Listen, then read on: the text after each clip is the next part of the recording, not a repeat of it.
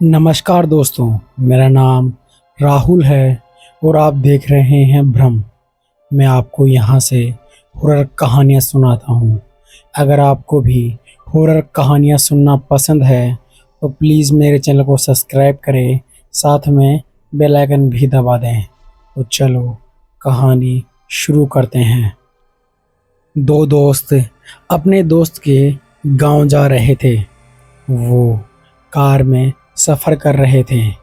आधी रात का समय होने वाला था। तभी शुभम अपने दोस्त से कहता है, अरे यार प्रयाग, एक काम करना, तू यार म्यूज़िक चला ले।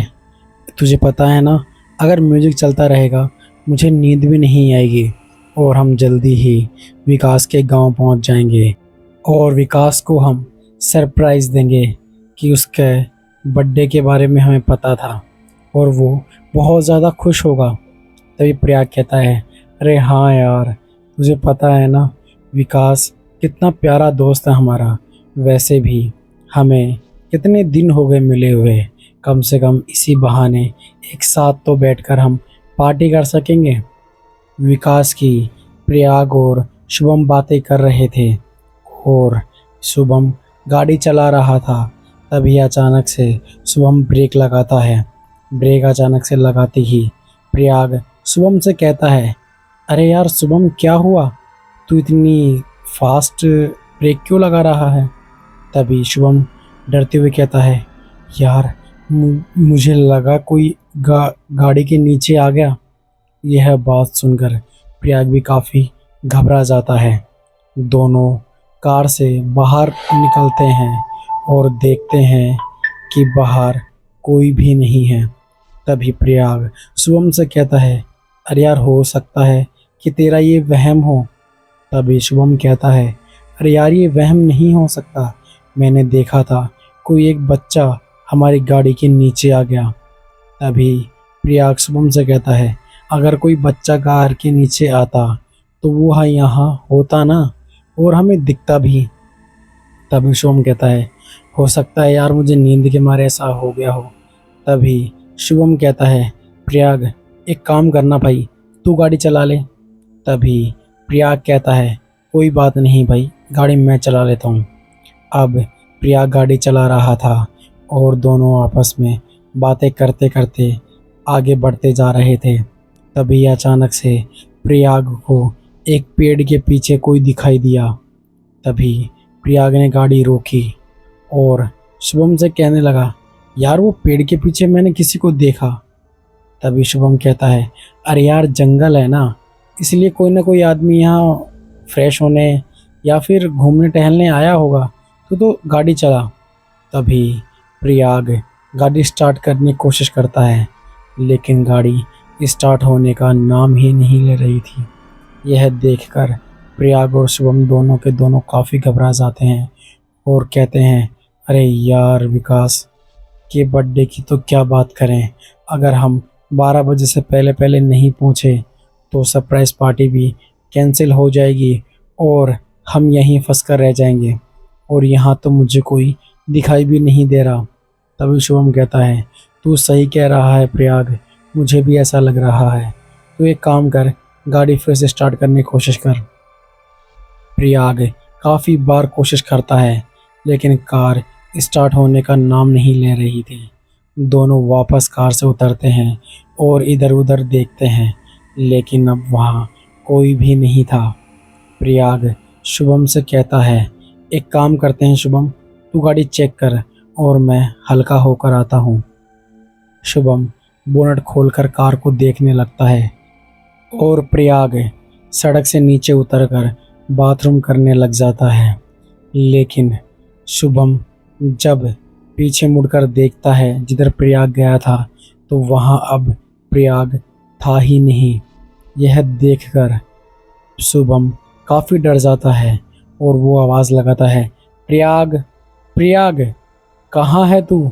अरे यार देख, मज़ाक करने का टाइम नहीं है, तुझे पता है ना मुझे जंगल में कितना डर लगता है और वैसे भी मैं अंधेरे में तो वॉशरूम भी नहीं जाता। यार देख, तू प्रैंक कर रहा है ना, तो भाई प्लीज़ मैं डर गया, तू जल्दी से वापस आ जा। लेकिन प्रयाग का कोई जवाब नहीं आया यह देखकर शुभम काफ़ी घबरा जाता है और बोनट बंद करके इधर उधर देखने लगता है। तभी प्रिया कहते हैं भू। यह आवाज़ सुनकर शुभम जोर से चिल्लाता है और कहता है, अरे यार प्रिया, तूने तो मेरी जान निकाल दी। तुझे पता है ना मुझे कितना डर लगता है। तभी प्रिया कहता है, अरे भाई मैं तुझे डरा रहा था और तू वाकई में डर गया। तू क्या यार, तू क्या करेगा। तभी प्रिया कहता है, चल कोई बात नहीं, अब कार में बैठ। दोनों कार में बैठ जाते हैं और कुछ दूर चलने के बाद उनकी कार फिर से बंद हो जाती है। शुभम अब काफ़ी गुस्से में था और कहता है, शिट यार, ये कार भी ना हमेशा कोई ना कोई प्रॉब्लम खड़ी कर देती है। साली कल ही मैंने काम करवाया और आज ही गाड़ी की ये हालत हो गई। मुझे लग रहा है इस गाड़ी को बेच देना चाहिए। तभी प्रिया कहता है, अरे भाई बेचेगा तब बेचना, फिलहाल अभी तो इस गाड़ी को ठीक कर, हमें विकास के घर भी पहुंचना है। शुभम कार से बाहर निकलता है और बाहर निकलने के बाद बोनट खोलकर कार को देखने लगता है। कुछ देर बाद जब शुभम ने गाड़ी ठीक कर दी तो वो कार के अंदर आकर देखता है कि वहाँ प्रयाग नहीं था। यह देखकर शुभम फिर से डर जाता है और कहता है, यार इस प्रयाग का ना बहुत ज़्यादा हो रहा है, अब मुझे बहुत गुस्सा आ रहा है। शुभम अब कार से बाहर निकलता है और फिर से प्रयाग को कार के चारों तरफ देखता है, लेकिन कुछ सेकंड बाद ही शुभम के कंधे पर किसी ने हाथ रखा और शुभम को लगा कि ये प्रयाग होगा। वो जैसे ही पीछे घूमता है तो वो थर थर कांपने लग जाता है। वहाँ प्रयाग नहीं बल्कि विकास था और उसकी आंखें लाल हुई रखी थी। यह देखकर शुभम काफ़ी घबरा जाता है और ज़मीन पर गिर जाता है। तभी शुभम कहता है, कौन हो तुम कौन हो। तभी वो आदमी, कहे या प्रेत या छलावा, वो विकास का पैर पकड़ता है और उसे घसीटते हुए जंगल के अंदर ले जाता है। शुभम जोर जोर से चिल्लाता है, छोड़ दो मुझे छोड़ दो, प्लीज़ प्लीज़ मुझे छोड़ दो। लेकिन वो प्रेत या कहें छलावा उसे छोड़ता ही नहीं है। कुछ देर बाद पूरे जंगल में एक चीख सुनाई देती है और शुभम वहीं शांत हो जाता है। इधर प्रयाग शुभम को ढूंढने लग जाता है, लेकिन शुभम कहीं भी दिखाई नहीं देता। शुभम का ना मिलने पर प्रयाग अपने आप से कहता है, अरे यार शुभम, अब कहाँ गया तू यार, कहीं तू मुझे डराने की कोई सोच तो नहीं रहा। तभी प्रयाग के कंधे पर भी किसी ने हाथ रखा और जैसे ही हाथ कंधे पर रखते हुए प्रयाग पीछे घूमा तो उसके रोंगटे खड़े हो गए।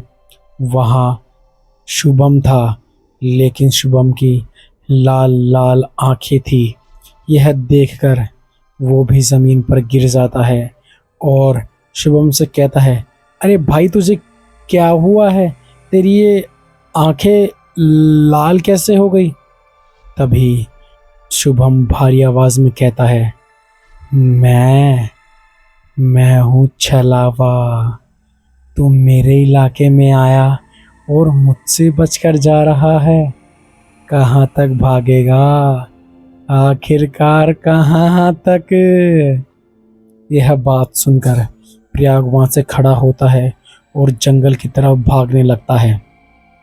जंगल में जैसे ही उसे शुभम की लाश दिखाई दी तो वो समझ जाता है कि आखिरकार शुभम के साथ क्या हुआ है। शुभम की लाश देखकर अब प्रयाग वहाँ से दूर भागने लग जाता है। कुछ दूर जाने के बाद प्रयाग को एक झोपड़ी दिखाई देती है और प्रयाग उसी झोपड़ी के अंदर चला जाता है, जहाँ जाकर वो देखता है कि उसके अंदर एक बूढ़ा आदमी बैठा हुआ है और प्रयाग उस आदमी से कहता है, बचा लो मुझे बचा लो, वरना वो छलावा मुझे मार देगा, मुझे बचा लो, मुझे प्लीज़ मुझे बचा लो। तभी वो बूढ़ा आदमी कहता है, कौन हो बेटा और तुम इतनी रात को यहाँ क्या कर रहे हो? शुभम के बारे में और अपने बारे में प्रयाग ने सारी बात बता दी। तभी वो बूढ़ा आदमी कहता है, हाँ मुझे पता है कि एक छलावा यहाँ जंगल में रहता है, लेकिन वो मुझे कभी भी नुकसान नहीं पहुँचाता क्योंकि वो छलावा मेरा ही बेटा है। यह बात सुनकर प्रिया काफ़ी घबरा जाता है। वो दरवाज़ा खोलकर बाहर जाने की कोशिश करता है, लेकिन वो बूढ़ा आदमी कहता है कि वो इस झोपड़ी के अंदर कभी नहीं आएगा। अगर तुम्हें बचना होगा तो तुम इसी झोपड़ी में बच सकोगे, वरना तुम कहीं भी नहीं बच सकते। तभी वो बूढ़ा आदमी प्रयाग से कहता है, वो सामने कुर्सी रखी हुई है, तुम वहाँ बैठ जाओ। तभी प्रयाग वहाँ बैठ जाता है और कहता है, बाबा आप कौन हैं और आपका बेटा छलावा कैसे बना? तभी वो बूढ़ा आदमी कहता है, एक दिन मेरा बेटा जंगल में कहीं खो गया था। मैं उसे ढूंढने गया, लेकिन वो मुझे मिला ही नहीं। 2 दिन बाद उसकी लाश हम सबको नज़र आई। अब मेरे पास इतने पैसे नहीं थे कि मैं उसका क्रिया पूरी कर पाता, इसीलिए मैंने उसकी लाश जंगल में ही छोड़ दी। उसके बाद वो मेरा बेटा एक छलावा बन गया और लोगों को छलकर मारता है। कहता है कि वो उन सबको मार देगा जो उसके इस जंगल में आएंगे। बेटा तुम अगर सुबह निकलोगे तो सुरक्षित रहोगे, वरना मेरा बेटा तुम्हें भी मार देगा। उस बूढ़े आदमी की बात सुनकर प्रिया को समझ में आ जाता है कि उसे पूरी रात यहीं रुकना होगा। सुबह होते ही वो यहाँ से निकल जाएगा। सुबह कुछ देर में हो जाती है और प्रयाग अपने दोस्त की लाश लेकर विकास के घर पहुंच जाता है। आपको ये कहानी कैसी लगी? अगर कहानी अच्छी लगी तो प्लीज़ मेरे चैनल को सब्सक्राइब करो, साथ में बेल आइकन भी दबा दो। मैं आपको यहाँ से ऐसी ऐसी हॉरर कहानियाँ सुनाता हूँ जो सुनने के बाद आपको अंदर तक डर लगेगा। तो चलो अगली कहानी में मिलते हैं।